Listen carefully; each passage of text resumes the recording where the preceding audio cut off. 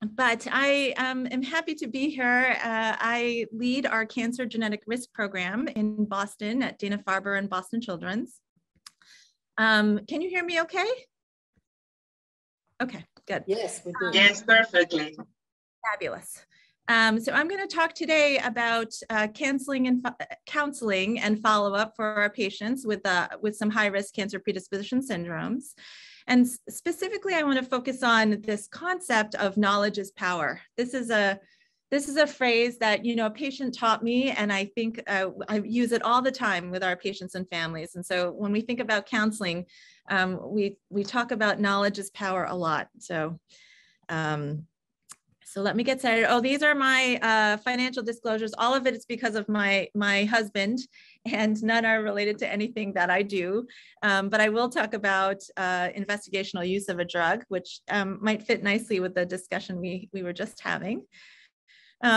So I want to talk about, and I know you've had a lot of this today, but why bring it back to the family, why it really matters to identify hereditary predisposition, and share some of our experiences with you today. What it means to care for a child with a cancer predisposition syndrome, and take it from germline testing to risk assessment to screening. I'll mostly focus on screening, but these all go hand in hand. So I'm going to mention the other pieces as well. And then talk a little bit about a look ahead and one of the great experiences that we've recently had as well. So since we're talking about counseling in this presentation, I wanted to start and talk about sort of how we think about things when we talk to patients. Often in oncology and pediatric oncology, when we talk about genetics, or when the patients think about genetics, or when our colleagues think about genetics, they're thinking about the genetics in the tumor, the somatic mutations for which there are targeted therapies, which are obviously so important for therapeutic vulnerabilities. But of course, we're here to talk about germline cancer predisposition. And when you have a mutation in all the cells in the body, that obviously has significant implications. And I know you've talked about some of this already. How do we think about treatment in terms of radiation? How do we think about donor selection in those cases?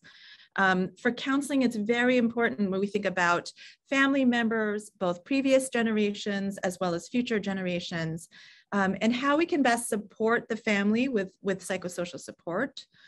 Of course, we think, why would we even think about looking for a germline predisposition if there's nothing we can do for the families? So most importantly, how does this let us do early detection, or maybe for the future, even more cancer prevention for the child or other people in the family, just like what we were just discussing. And this is the family that I wanted to introduce to you, really to drive home this point about knowledge is power and how learning about a cancer risk can affect the entire family.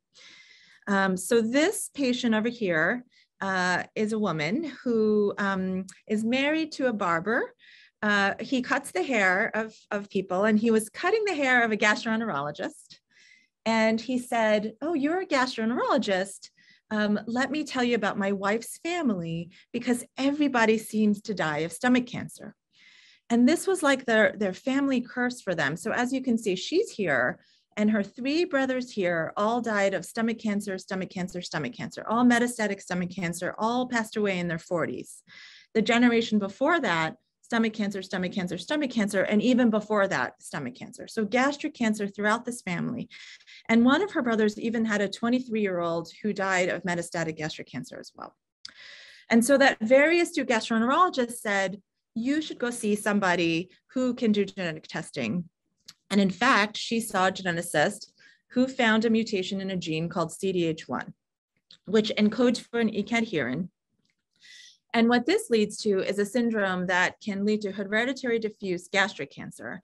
It's a very interesting type of gastric cancer because it initially grows indolently along the wall of a stomach, and you can see signet ring cells. And it's that molecular switch, which we really don't understand, when that indolent cancer becomes metastatic disease. So what we do in these cases, especially with a family history like this, is a prophylactic gastrectomy. And often only then can you see this indolent kind of cancer beginning to form in the wall of the stomach.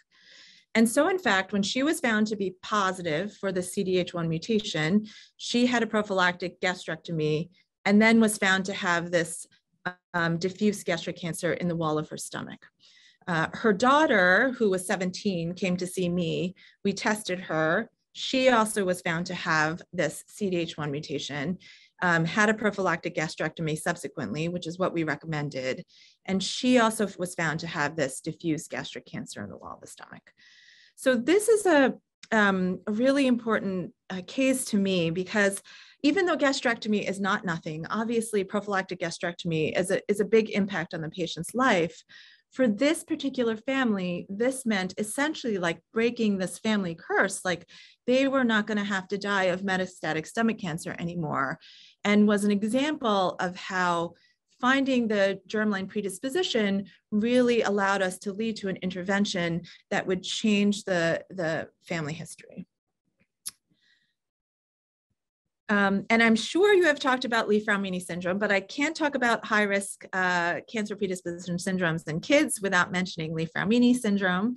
So this is a very classic cancer predisposition syndrome described by Joe Fraumeni and Fred Lee by looking at pedigrees with pairs of children who had soft tissue sarcoma and other family members with cancer. And of course, the great David Malkin, who is just here, made the association of LFS with the TP53 gene in the 1990s. Now, I want to use this cancer risk syndrome to think again about counseling and the family's perspective. So here is one of our families who we've been following with LFS. And starting from the bottom, so this is a child who had an adrenal cortical carcinoma at age 3 and a sarcoma at age 3. Her mother over here had a breast cancer at age 36, as well as a sarcoma at age 36. Her father had a brain tumor and 43. His father had a brain tumor at 42, and all of these people had cancers. Of course, there are core LFS tumors, but pretty much any tumor that you can think of is what I usually say has been described in the setting of Li-Fraumeni syndrome. And in this family, there's even a 16-year-old who died of a brain tumor and a 4-year-old boy who died of a brain tumor. So this is significant because one of the things that I always think about is what is that child's experience with cancer? So you can think about it from this child's perspective, who had adrenal cortical carcinoma and a sarcoma. So what does that mean for cancers in the future? But you can also think about, right, this 12-year-old or this 14-year-old. This 12-year-old is thinking, okay, I have never had cancer, but I have that same gene mutation that, you know, my mom had, who had a sarcoma and a breast cancer. And what that means for the kids and how they're able to process that, especially during, you know, the age of adolescence, when it's really hard to understand oncology and cancer care, but to think about risk and what that means.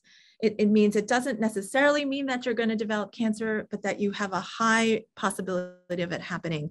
I think it's really important to have that communication with the families to process that with them. And with all of these things in mind, that's how we really got into this idea of starting a specific program dedicated to kids and their families with cancer risk. So we knew that, you know, it's one thing to sort of get a child through cancer care and oncology care. It's another thing to think really broadly about what it means to have cancer risk at will. So we started this in 2014, and this is just sharing our experience from our program, but I think this is true really anywhere. This is not unique to us. Over time, very, very quickly, we saw a very big growth in the number of patients who wanted to be seen, who needed to be seen, to think about pediatric cancer and what it means to have a pediatric cancer predisposition. This work is not done in a vacuum. We have a lot of providers who all help to care for this patient. And I show you these 3 bars. It's very important. This is the number of encounters. That means the number of touch points these patients have and the number of patients we see. Now, this is now well over 1,000 today. But this difference, this delta, means that these patients require so much care from many different aspects. So not only oncology care, but we have clinical geneticists, genetic counselors, psychologists, psychosocial providers, And for us, I think this is really important to surround the patient and their family. In addition, it's not only the clinical care that has always been important, but we have new patient coordinators and research coordinators, database managers, and that's because it has always been one of our big priorities, not only to have clinical care, but to make sure we provide the best care for the patients and families by providing them access to cutting-edge research and allowing them to participate in research as well, which so many of our families are very motivated to be a part of. So our clinical and research teams have always, worked very closely together. We try to do everything from, a lot of sequencing to banking for future studies. Some of my wonderful colleagues that I highlighted here, Brian Crompton works on circulating tumor DNA in the setting of cancer predisposition, which is a very exciting place to think about surveillance for the future. In a whole different way, Jenny Mack, another one of my wonderful colleagues, is working on a multi-institutional collaborative project that's founded by one of the Moonshot initiatives to think about how to help those adolescents process this information about cancer risk. So this project is using an artificial intelligence-based platform, using a chatbot. So the adolescents can use their cell phones or their iPad or whatever devices they use to really start to process this information about what does it mean that I have a risk, that I have a higher risk of developing cancer? What does it mean that I'm having all these screening studies? We think that all of these are very important pieces of care for these families. All right, and I want to share with you sort of the journey that we see for the children and their families who come through our program and how we think about care for cancer predisposition. So this is the way I think about it. I think about germline testing first to really decide, what is the gene that we're dealing with here? To risk assessment, what are the tumors that this child is at risk for? When are they happening? What are the penetrance of that? And then when we can figure that out, only then can we really develop a screening program that makes sense.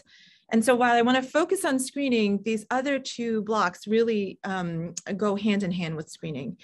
And throughout the process, I think genetic counseling and psychosocial support is always important, as I've already touched upon. And really, it's the patient education, but this partnership with the families that I think is very important. One of the reasons that I think this is so important is I've made this look very, very simple. It just looks like 3 blocks, but each one of these blocks is really, really complicated because things are moving forward so quickly from a technological standpoint, from our understanding. And so our clinical practice is also rapidly evolving along with all of these advances. And so this is really exciting on one hand and lots of opportunities for research. It's also an opportunity to really partner with the families again, to update them constantly, to let them know where the field is moving, but also brings a lot of nuances into the way we think about this. So I want to talk a little bit about that and how that impacts our interactions and our counseling with the families. So germline testing, and I know you've talked about testing today already, but I think one of the things from testing to screening, there's some key points that we think about. So one is consider their previous experience with cancer. We've already talked a little bit about that when we think about the pedigree. Is there a lot of cancer in the family? Or is this patient the first one in the family to develop a cancer and this is a de novo mutation and they've never had any experiences with cancer? That brings their lens from a totally different place. Open communication, again, is so important. And for children, we think it's really important to start to establish that relationship early on and to continue as they get older in a developmentally appropriate way. So what we'll say to them, for example, if they've never had a cancer, but they're coming to a cancer institute and getting all this screening is, we might say something like, we're doing this screening in order to keep you healthy. We know that the information in the genes really determines what your risks are, and knowledge is power. Again, we like to use those phrasing. And when we open the communication that way and understand also what the family's preferences are, This is very important because as we go along in screening, one of the most important things about screening is we want the kids to tell us, if something is hurting, if they're feeling something that, is persistent or unusual pain that we need to work up sooner.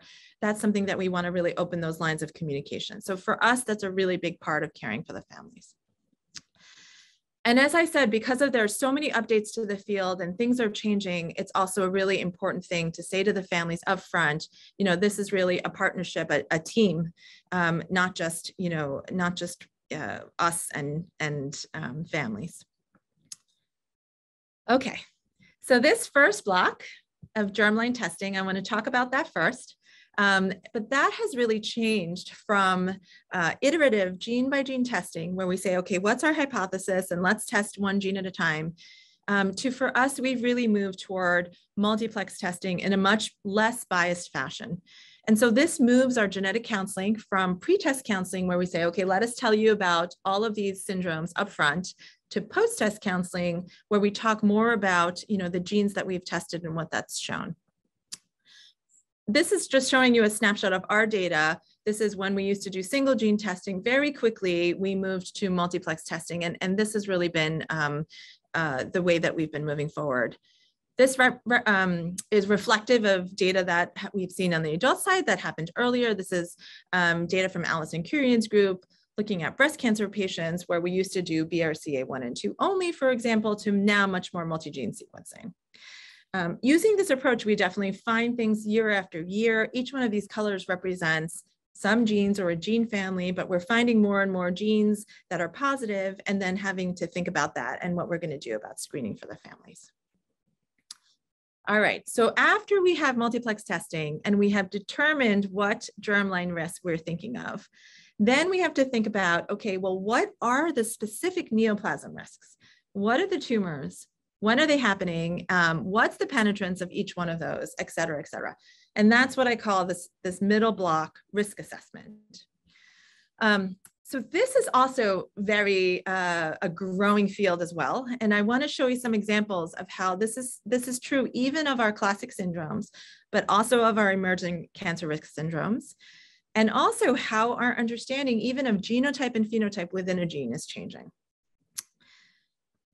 So first I want to go back to this example of Li-Fraumeni syndrome. Okay, we think of this as a very classic cancer predisposition syndrome. We know a lot about TP53 variants and we know a lot about Li-Fraumeni syndrome. But now as we're doing much more multiplex testing, TP53 is included on large panels, it's included on exomes that people are doing. And so we're finding many more people who carry TP53 pathogenic variants in the germline, but don't quite fit, the traditional Li-Fraumeni syndrome that as it was defined. If you remember, the way that Li-Fraumeni syndrome was initially defined was by collecting those cases where there was, 2 or more childhood cancers, et cetera. And so there was likely to be sort of a bias in the way we thought about Li-Fraumeni syndrome. Whereas now, this is some data from my wonderful colleague, Humarana. We're seeing that there's an older age of cancer diagnosis for individuals who carry TP53 mutations, and their pedigrees don't necessarily look like our traditional LFS pedigrees because they're not necessarily meeting those clinical criteria. And so even classic syndromes, they're growing in terms of our understanding of phenotype and genotype. But then we have emerging syndromes in pediatrics as well. And this is one of my favorites, and I think also another very important sort of pediatric syndrome to think about, Dicer-1 syndrome. So this, I think, is a relatively newer syndrome. The wonderful PPB group in Minnesota, led by Christian Schultz and Jack Priest previously, and Yoav Messinger, in 1996, they initially made these observations that PPBs, these pleural pulmonary blastomas, are very rare tumors of the lung in pediatric, was part of a cancer syndrome. And this is sort of the head to toe, a little bit more of the traditional cancer risks or tumor risks that were associated. And then in 2009 is when the connection with the microRNA processing enzyme Dicer-1 was made in connection to this syndrome. And so a relatively newer syndrome. Because it's a newer syndrome, we're also learning more about this syndrome, and the phenotypes are emerging. They're expanding even sort of year after year. And I want to show you some examples of that. One way that we're really learning rapidly, and I think DICER1's a great example, is with all of the tumor sequencing that we're all doing in pediatric cancer. I want to show you one example for us and how we learned a little bit more about phenotype this way. Actually, I saw a pair of patients who had tumors in the brain, and I normally see extracranial solid tumors, so I wouldn't necessarily see a primary tumor in the brain. However, this came to me because this looked like a sarcoma that looked very similar under the microscope to these pleural pulmonary blastomas, the tumors that traditionally occur in the lungs, except that was happening in the brain. And there, I remembered this pedigree actually from this paper in '96, where there was a little girl who had PPB, whose brother had a brain sarcoma that was considered histologically indistinguishable from PPB. So just like what we were seeing in these kids. We collected some other cases from friends, and indeed there was a DICER1 pathogenic variant in these cases and 2 hits in the tumors. And so an additional large series by Kolch and colleagues was published as well. And this is now a recognized component of DICER1 syndrome. And so here is, that head to toe again for DICER1, but I've highlighted in yellow all of the much more recently described or emerging phenotypes that are seen in DICER1. And so here is, again, another example of why we need to have this counseling with the family, this partnership with the family, to talk to them, because year after year, we're learning more about a syndrome that we initially told them about, and how these pathogenic variants in these genes might impact what we're finding in the kids. And all of those tumors have different signs and symptoms that we're looking for, that we want to, provide that education to the families about, to look out for those things in the kids so they can be promptly worked up as needed. All right. Now, even within the gene, though, there are also times when we're learning more about genotype and phenotype. And I wanted to give you an example of that from another classic cancer risk syndrome called HLRCC for hereditary leiomyomatosis and renal cell carcinoma, or FH tumor predisposition, because it's associated with the FH gene. So monoallelic forms of this lead to FH tumor predisposition syndrome, which is an autosomal dominant syndrome in which you have cutaneous leiomyomas, uterine leiomyomas.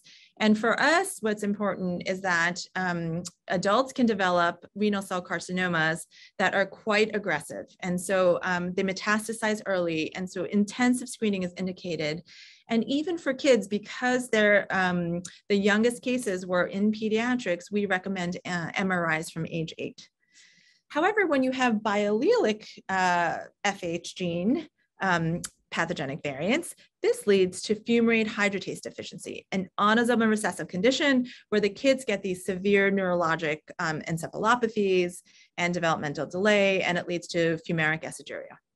So there's 2 different phenotypes depending on whether you're monoallelic and biallelic. And the question in our minds were, does that mean that individuals who carry one of the mutations that leads to the biallelic form, if they only carry one, does that mean that they're going to develop these FH-associated tumors? And so we looked at a large data set in collaboration with Ambry Genetics, comparing the pathogenic variants that occur in the setting of having this fumarate hydratase deficiency that is usually autosomal recessive with pathogenic variants in other areas of the FH gene, and compare that to a control group of 5,824 patients. And this is all adults, so this is not only in pediatrics, to look at the differences in cancer, if any.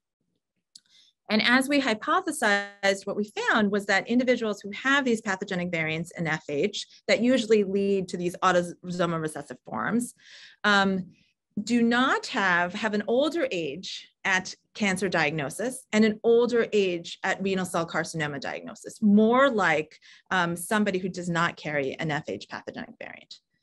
So this is an example of how our understanding of genotype and phenotype, even within a single gene, is hopefully going to narrow and focus our understanding of how we do counseling and surveillance for management of these syndromes.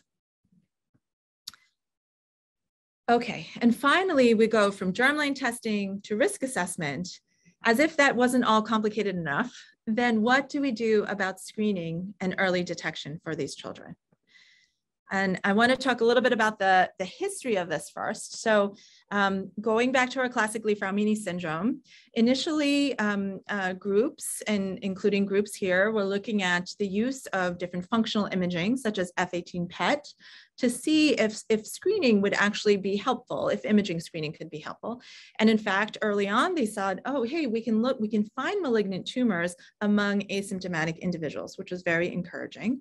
Anita Villani and in David Malkin's group, of course, introduced the concept of using whole body MRIs together with biochemical screening for surveillance for individuals with germline TP53 carriers, which was very encouraging in terms of tumor detection. And I think laid a lot of the foundation for how we think about screening. Whole body MRI subsequently has been included in a lot of our screening protocols.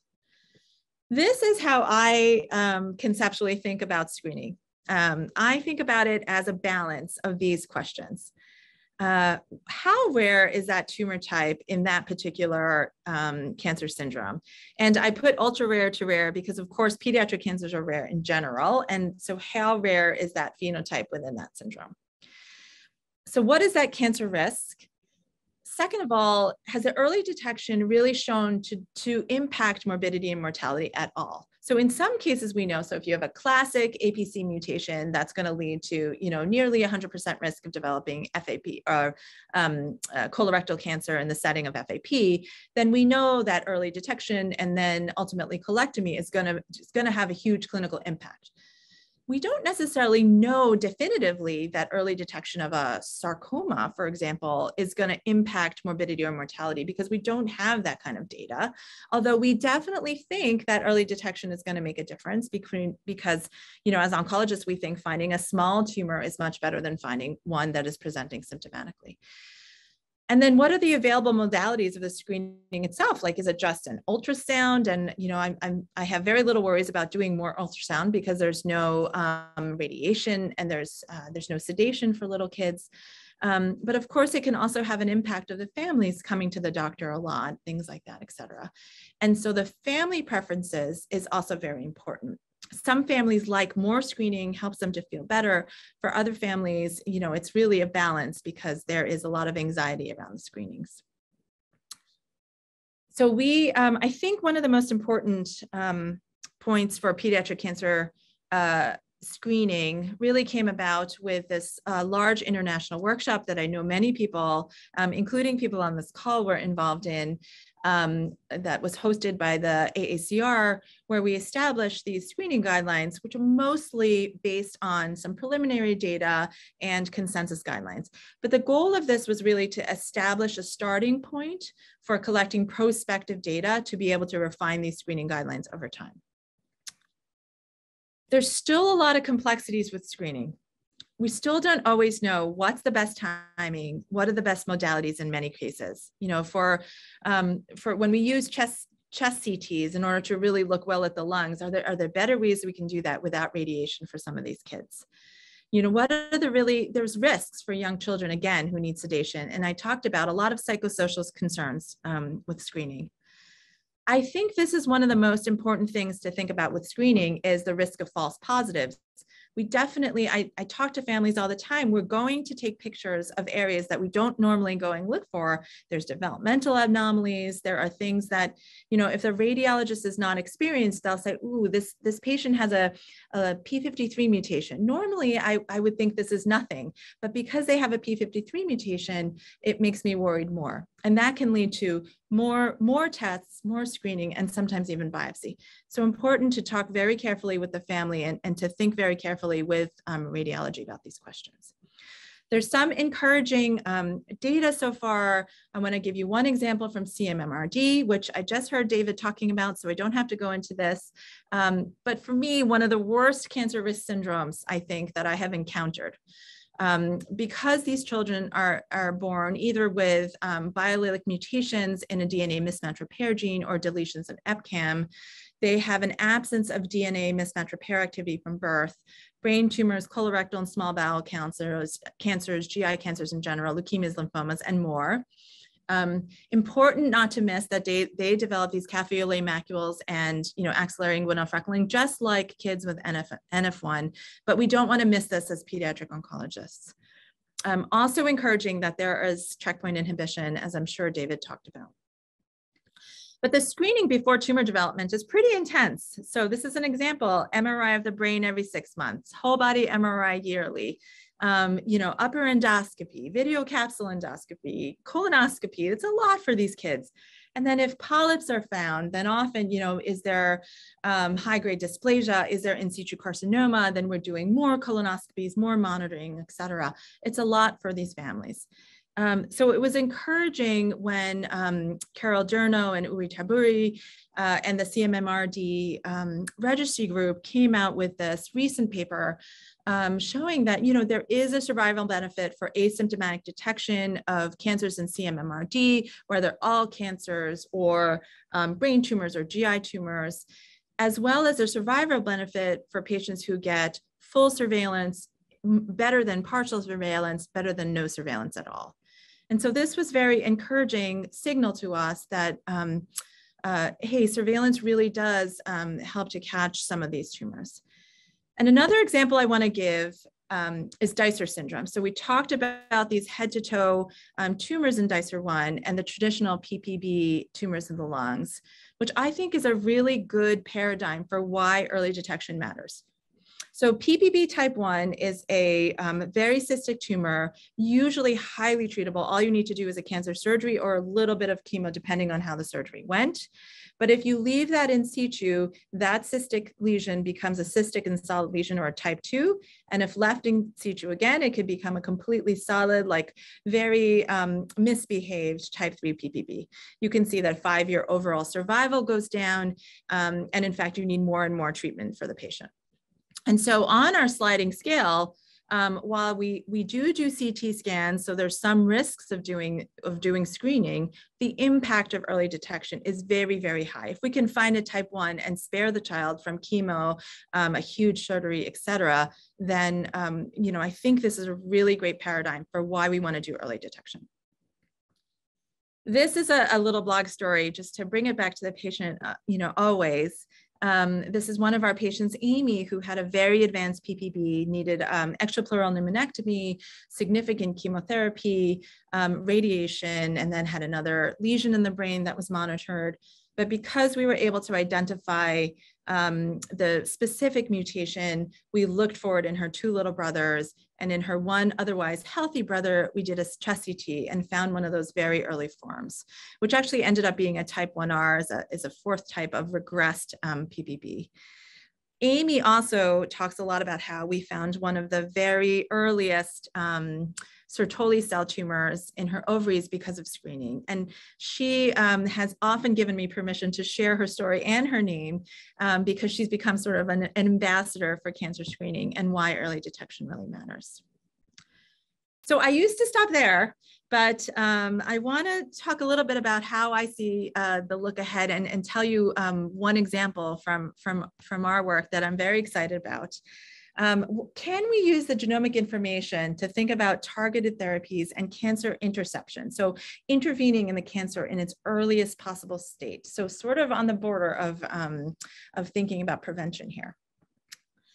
And to tell you this, I have to tell you about a third mechanism. We talked about somatic mutations, we talked about germline mutations, but there's also somatic mosaic mutations, which we're thinking a lot more about now in cancer risk. And that's when you have an early post-zygotic mutation that leads to basically you can have 2 distinct population of cells that are coexisting in a patient. This is a picture of an orange from my dining room table, because I think this is a great example of likely somatic mosaicism that occurred in this orange. So the story I want to tell you about is a 14-year-old patient of mine who had polycythemia and multiple paragangliomas. At age 6, she had stroke-like symptoms because of transient ischemic attack, and that's when they found that she had polycythemia. That's when she had to started to have phlebotomy in order to help manage the polycythemia. They did germline testing that was all negative. But at age 9, she developed stenosis of her renal artery and then eventually atrophy of the kidney. And that was, she also developed persistent hypertension. Again, this is thought to be from a vascular event. I met her at age 14. She's getting increased hypertension and her polycythemia was worsening. And at that time, she developed 8 paraganglioma. And these paraganglioma were in terrible places. She had to have a large surgery that included reconstruction of her IVC because the tumors were basically stuck to it. We did more germline testing that was negative, but we basically had the answer with this coexistence of polycythemia and paraganglioma, which is a very rare syndrome called Pakak-Zwang syndrome, less than 25 cases reported. And I think that's kind of an overestimate. But basically, this is due to activating mutations in a gene encoding the EPAS1 gene encoding HIF2 alpha, which essentially in states of hypoxia leads to upregulation of EPO and then polycythemia, angiogenesis, et cetera. By having a gain of function mutation, you essentially activate a pseudohypoxic state. For her, she had somatic mosaicism. And so to prove this, we really had to have tumor sequencing. You can see that she had the mutation in tumors 1, 2, 3, 4, and 5 that we show here, not in adjacent fat tissue, not in lymph nodes, not even with next-gen sequencing of the blood. There was no low level in the blood either. And so this is when we get to the precision medicine point of this is, I was watching her closely with surveillance to look, to make sure she wasn't developing new lesions. This is when she had her first paraganglioma surgery that I told you about. And these paragangliomas can secrete a hormone called norepinephrine, and that's what was making her have higher blood pressures. And I was watching her closely. And within 2 years, before 2 years even came up, there was a little bit of a blip. I saw this norepinephrine rising. And so we did a whole body MRI at that time. The radiologist said, oh, whole body MRI is totally negative. But with this blip, I got a little bit nervous. So I went back to radiology and I sat with them and I said, are you sure there's nothing there? So we looked very closely. And in fact, there was this like small adrenal tumor, and the whole body MRI is a very quick scan. It's very hard to see specifically. So we did a dedicated imaging that in fact showed a bona fide adrenal nodule that you could see quite clearly that wasn't there before. And then when we did functional imaging, it turns out it wasn't just the nodule, she had multiple nodules, likely more paraganglioma. So here we were at age 16, okay, not even 2 years since she had this big surgery. She was likely needing another surgery here. Her norepinephrines were going up and her other tumor marker, chromogranin A, was going up. So this is when we thought, is there anything other than surgery we can do here to prevent this from happening and to prevent her from needing more surgery? Now, I showed you when there was that little blip, but shortly thereafter and actually quite quickly, she was needing not one, but we were considering adding a second antihypertensive agent. Her markers were going up. She needed phlebotomy more. But there is this drug that was being developed that's now called belzutifan that was being developed at that time for adults with renal cell cancer, renal cell carcinoma, that specifically targeted HIF2 alpha. And so I called the drug company and I begged. Initially, they said, no. But we were very persistent and said, can we please try to do a single patient clinical trial, essentially, a single patient investigative trial to see if we can give her this drug to prevent her from having surgery. They finally said yes. The FDA said yes, we can use it. We started the trial, and just in time, because the surgeons were getting nervous that we need to take her to surgery. And very quickly after starting this drug, her tumor markers came down, and they have stayed down. She's been on this for over 2 years.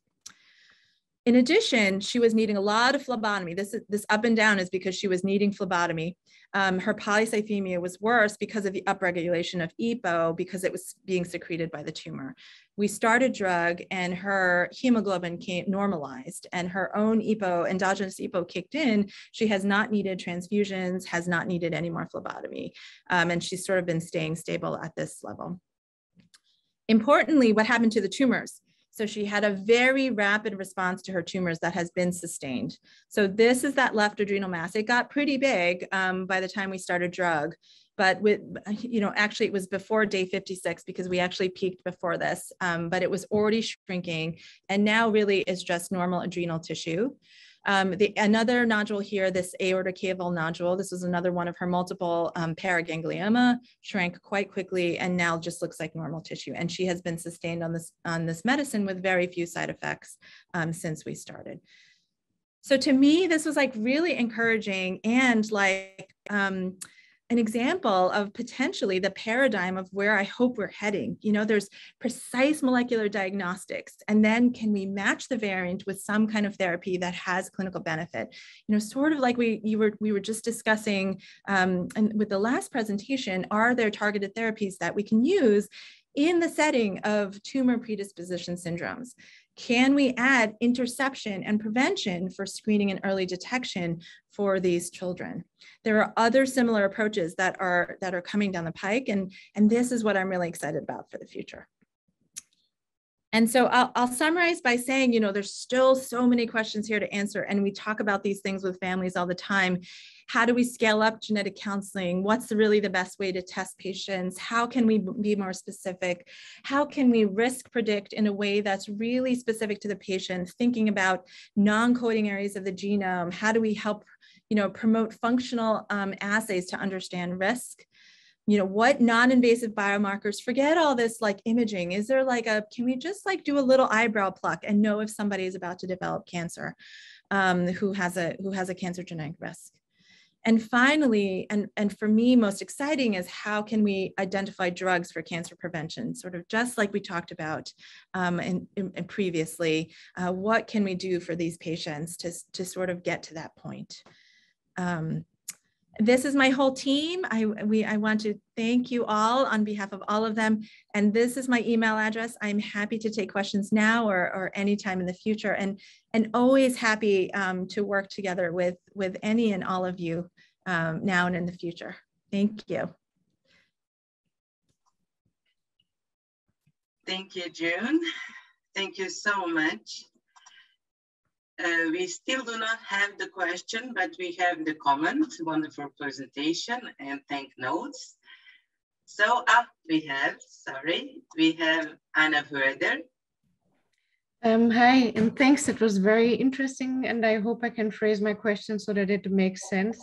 How do you think can the growing number of patients with a diagnosis like, for example, cancer predisposition syndrome or other clinically relevant pathogenic variants be handled in clinical routine in the future? Because as you said, they have a great need for regular clinical checkups, counseling, psychosocial support, and then of course, those patients grow up, luckily, and all of a sudden quite a bunch of young adults will already come along with such a diagnosis and all the requirements that they come along with. And I imagine that will also be quite a challenge for adult medicine. So what do you think will we need to do to adapt to these changes? I know you have hit on such an important point, right? Because I think it's only growing, not getting less, only getting more as our understanding grows. There's so much interesting work around this now in terms of genetic counseling in person versus video counseling versus showing a video, to sort of insert in some of these areas ways that we can sort of extend the genetic counseling, extend the psychosocial support. I think some of the work that we're doing, like what I showed you about using a chat bot, right? So what we do is we're programming that now with all of the information that we would normally be sharing over time in these counseling sessions and in this, these psychosocial support sessions in a way that it's information that we're inputting that the patient can access on their own time as well. So I think we have to be clever about these ways to extend those abilities to reach the families and to counsel them. Because it's just becoming more and more of an issue. I think genetic testing also is becoming a more routine part of cancer care, definitely in adulthood, and more so in pediatrics. We're definitely trying to see all of our solid tumor and neuro-oncology patients for at least genetic counseling and probably genetic testing. And that's where we're trying to head there and toward all the survivors. So the numbers are only getting bigger and bigger and not smaller. And so I think it's becoming almost like a field in and of itself, and thinking of ways to try to extend that to support the families is, as you've said, I think is so important, and there's some ongoing work. Yeah. Okay, we have Jürgen.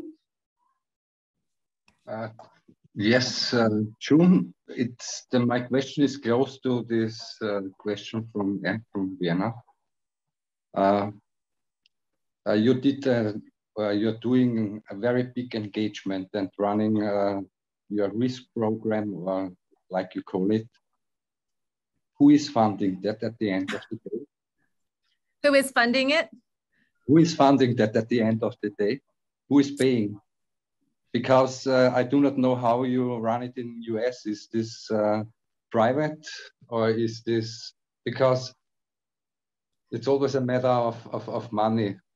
It's a fantastic question. It's a fantastic question. If you saw, so initially I actually started when I was a trainee. And so it was a lot of the hard sweat and blood and tears of our genetic counselors and I doing things on weekends and at midnight and figuring out how we're going to make it work. But, you know, I think now and more, it's become much more recognized as an important piece of pediatric oncology care, not only at our institution, but other institutions. And it's become much more, you know, much more integrated as part of clinical care. We are a little bit different from some other institutions. Some institutions do in pediatrics in the US and also abroad, they do only research testing. We do a combination of clinical testing and research testing. A lot of the testing that we do is actually clinical testing. And that's one of the questions that we have is, you know, can you get the answers that you need with clinical testing versus like getting a genome on everyone and an RNA, you know, sequencing the RNA and everything else that some other places do. I think these are still questions that are under study. For us, part of the reason why I showed you that all those publications from that consortium meetings for thinking about surveillance is we do actually advocate for insurance to cover a lot of these for our patients because we think it's important. So the more data that we can get showing that surveillance really impacts survival, like what I showed you in CMMRD, the more this becomes a part of their clinical care. And so I think we really are moving from a place where it's more of a research and niche field to more of integrated into clinical care for the patients and their families. And for me, I think that's appropriate because I think this is really, this should be integral to pediatric oncology because children are not supposed to develop cancer, right? They don't have years and years and years. We see as pediatric oncologists, we see kids who are born with tumors. This must be more, more prevalent than we think. But wait one minute. Do you get some investments from this program? I think it was one president of you where his son died on lung cancer. And there was then afterwards an initiative, 1 billion for the cancer research. Did you get from this money or more attention? Yeah, so no, that's a great question. It's a great question. No, some of the research projects, yeah, the research projects are, some of them are funded. What you're referring to, I think, is a moonshot initiative. Yes. Exactly. Yeah, and so that moonshot opportunity is what funds actually the chatbot project that I introduced to you with the artificial intelligence based multi-institutional project led by Dr. Mack that I mentioned. That's actually funded by Moonshot Opportunity. There are other sort of government funded, R01 and NIH, NCI funded projects that we are doing from a research standpoint. both for more basic things to more, and I mean the big we in the field, more from basic things to also, to the question we just talked about, to the extension of genetic counseling and what that means, and, increasing those services like video counseling and things like that. One of my colleagues has a grant for that as well. So there's definitely some investment of government funding. Some of the funders that I showed you on my last slide support the program. I talk about our program, the needs for the program, and some of that's supported by foundation funding, private funding, et cetera. So, and some of it is institutional. So we definitely pull together all different sources. My impression is you are shaping the future of the pediatric oncology. And this is something you have no evidence. You have to go one step further. What will be happen in future? And this is something where you normally find not so easy an investor. But perfect.